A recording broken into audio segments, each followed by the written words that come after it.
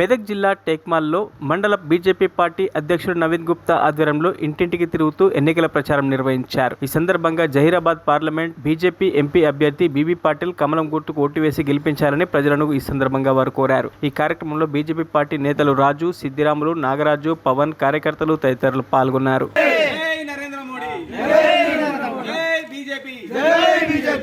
కమలం పువ్వు గుర్తుకే కింద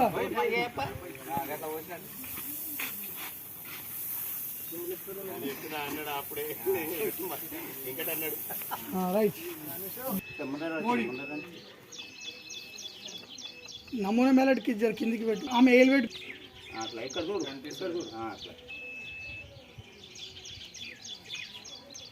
ఒక వర్షం